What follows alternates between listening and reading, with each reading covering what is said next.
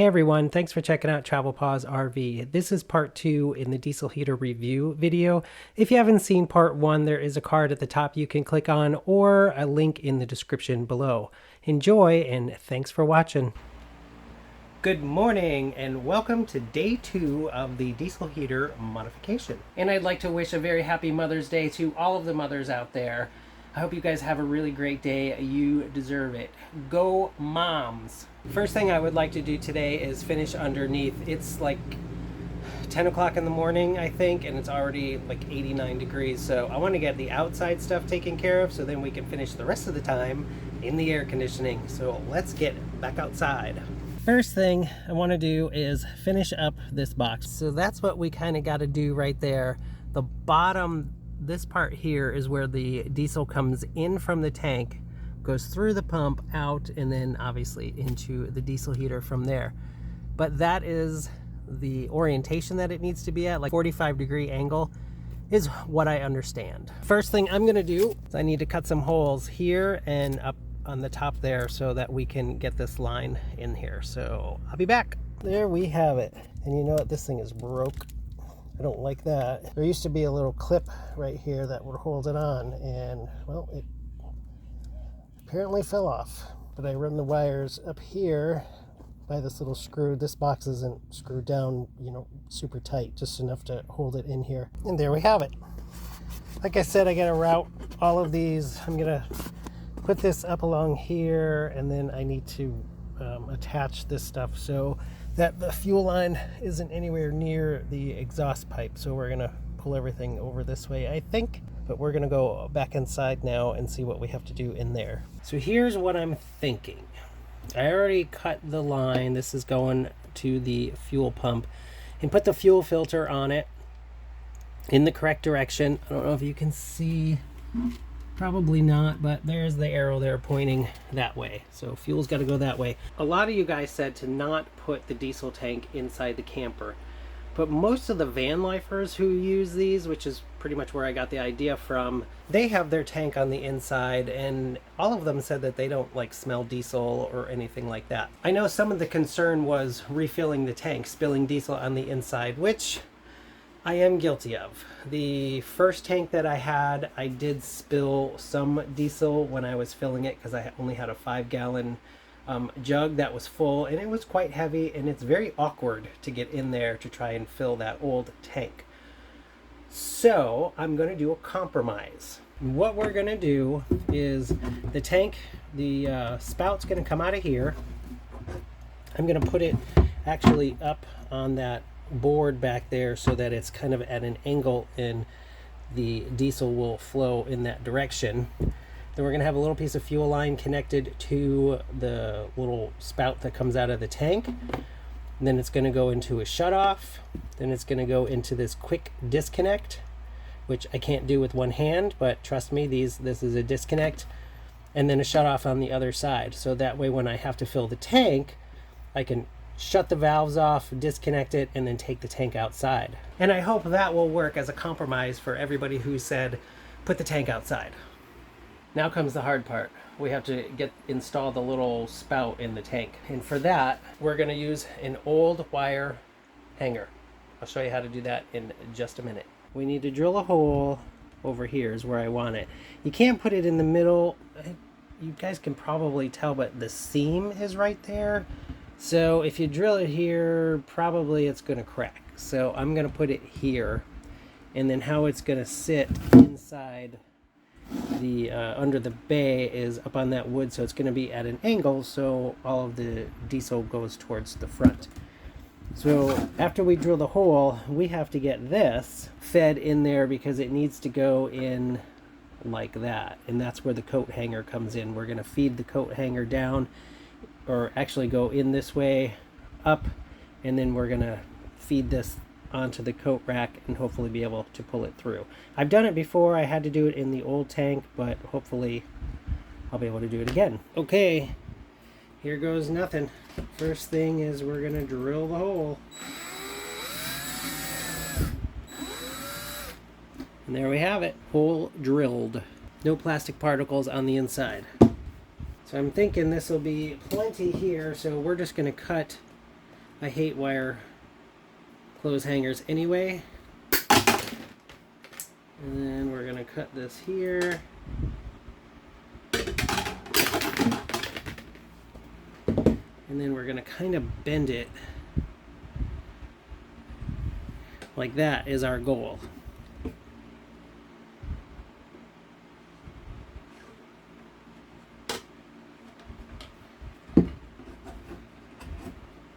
Voila.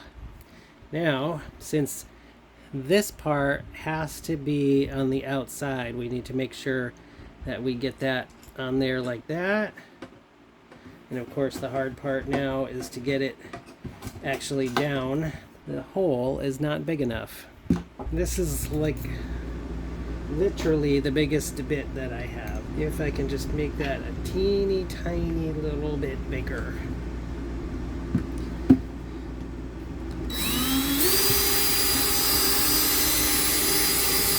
Oh, and these things do not come with directions, just so you're aware. You just kind of have to figure it all out by yourself. Thankfully, there is YouTube. That's how I learned how to do this. All right, let's try that.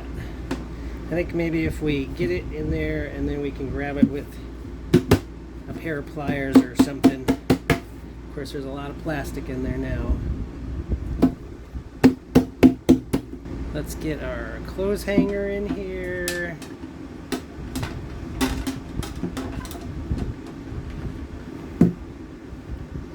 And put our spout, spigot, whatever you want to call this thing.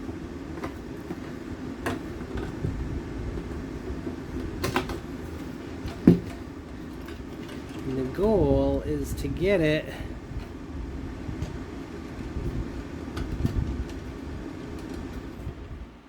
I know you probably can't see in there, but the goal is to try and feed that so that it comes through. It's not the easiest thing there. So now I can get a hold of it, and I'm going to try and kind of like thread it like a, what do you call, like a screw. Or we're going to try and just pull it through like that. There. I think you can see that. So now what we do, got an O-ring for the outside. There is also an O-ring on the inside.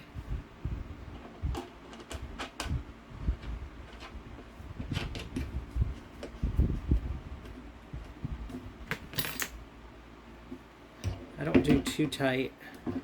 I mean, we clearly don't want it to leak, but I don't want to break it either.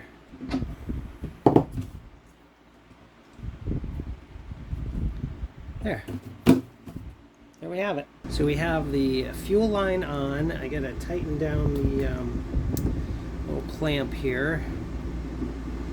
Nothing too tight. I don't want to break anything. I remember this from the old tank. As I was putting this on and trying to screw it in, this nut started to back out because I didn't have it tight enough. So, and I remember that from the old one. So what I had to do was I went and got a pair of needle nose pliers so I could get in here, and I got it tightened down again. And also what I did on the old one is I put silicone on it to keep it from backing up. So we're going to do that as well. You know, I don't claim to be an expert at any of this stuff. This is just how I'm doing things. You know, I try to do the best I can. All right, let's see how that is. Beautiful. Nobody's gonna see it anyway, right? Next thing that needs to go on is the shutoff. These things came with these clips here, so I just don't want it to flip in my face. So this even has a little arrow on it indicating the direction. So we need to make sure, because the fuel is going to be coming out of here, and we need to make sure that it goes that way.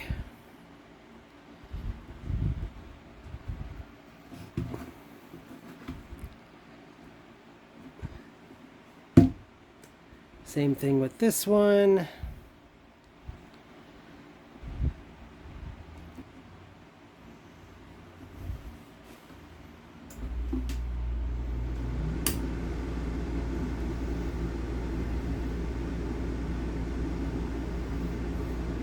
beautiful.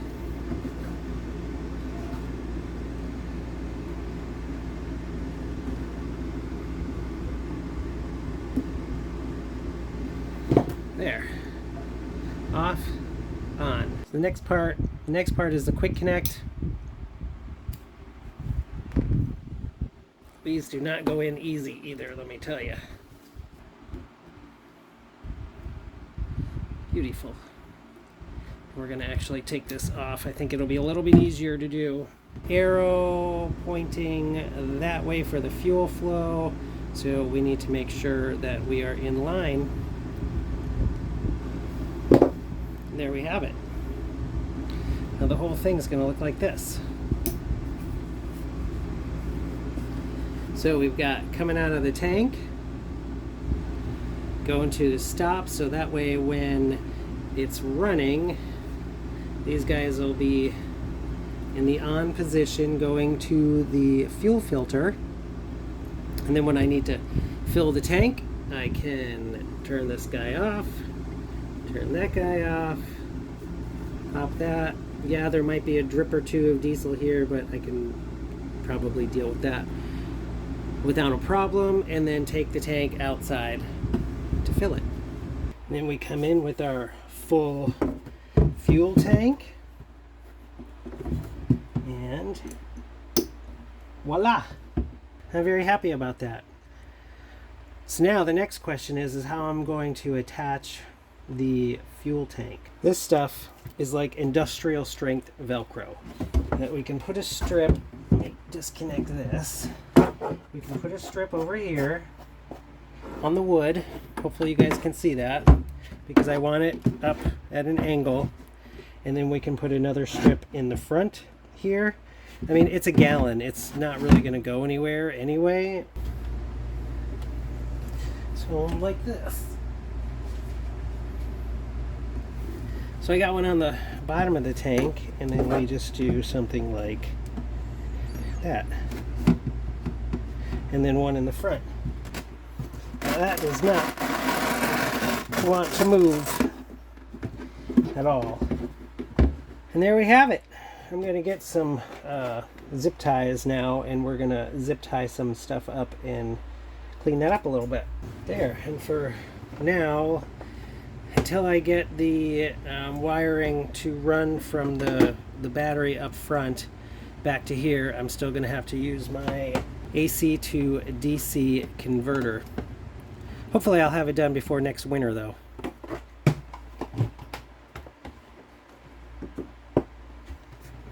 And there we have it. We gotta go zip tie the outside too. Let's go do that. And there we have it. We put one right here so that the incoming fuel line is away from the exhaust pipe. We got one right here that's holding up both of these. It's not tight at all. It's just for stabilization. It's got the wiring on it. And then another one right there to just kind of keep everything close there. I actually am going to put one, now that I notice these wires might fall out, so I'm going to zip one around here to keep the wiring harness in. There. I think that looks good down here. Now the next step is to test it and see if it works.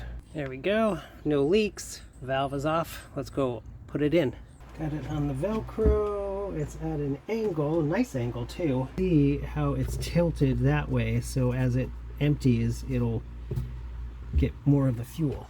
And you know, this is a little bit over a gallon, but I only run this thing on low, and a gallon gets me a day and a half, maybe 2 days, really. It really doesn't use a lot of fuel at all. Alright, connect. And let's turn on. We have power. So I'm gonna put this outside so I can prime the pump. I have no idea how long it's gonna take to prime this, because with that green line, you could actually see the fuel come through, but with this black fuel line, actual fuel line, I can't see it. So now if I remember correctly, I have to hit these two buttons to get the pump to start turning on. Oh, I hear it. So I'm gonna stand here for a couple minutes. It took a while to prime, but it is finally running. That is the temperature of the heat exchanger right there, and it's going up. So we have ignition. Yep, definitely got hot air blowing out of there. There we have it.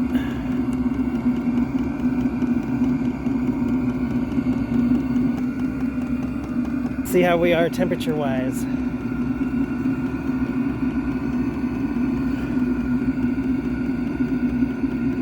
That is just fine. Let's leave it run. I mean, it's warm underneath here, but I can touch everything. And this is on high right now.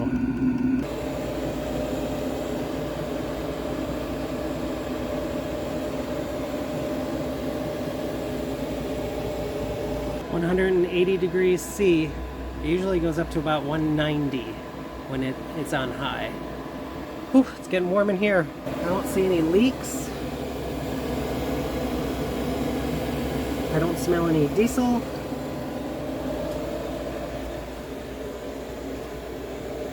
That's really hot.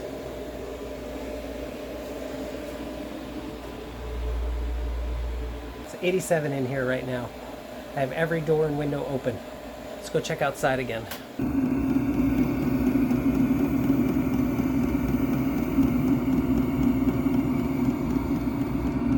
Pump is definitely quieter. This is normally where I run it at, the low setting, which you can see it bounces between 154, 156 degrees Celsius. All right, let's get into the question of how well did it do? I thought it did very well. For example, when we were camping over Christmas, it was the coldest Christmas Tampa had ever seen in like 20 years, something like that. And I ran that diesel heater the entire time, and it maintained anywhere between, I think it was like 71 and 74, depending on what the outside temperature was. Did I like it? Absolutely I did. It was nice to have a constant warm temperature in the camper. It didn't have a fluctuation of cold and hot and cold and hot. And one of the reasons why I wanted to do this is I really want to try some winter camping, like real winter camping, not Florida winter camping, like with snow and all that fun stuff. So I'm hoping that this might help me be able to do that. And last but not least, was I afraid that it was going to burn the camper down? In reality, no, I wasn't. I was pretty confident that I took the necessary safety precautions when I was using this. I didn't leave it unattended, and I had looked, Google, YouTube, any place that I could find for a report of a fire that was started by a diesel heater, and I couldn't find one. It seems that if these things go into some sort of fault or anything like that, they just turn themselves off. I hope you guys enjoyed this video. I think that's going to do it for the diesel heater review / upgrades. Thank you to everybody who made comments on that video. I really appreciated your ideas and thoughts. I know I still have some more to do, so maybe there'll be another one after next winter. Who knows? If you guys found this video helpful or entertaining in the least, I ask you to go ahead and hit that like button. It does help spread this channel around. I am trying to grow this channel, and I'm bringing you guys along so that you can see how I do things as I'm learning the RV lifestyle. And if you haven't done so already, I invite you to hit that subscribe button and become a member of the Travel Paws RV pack. We would love to have you guys along with us on our adventures. And until the next video, safe travels. I'll see you next time.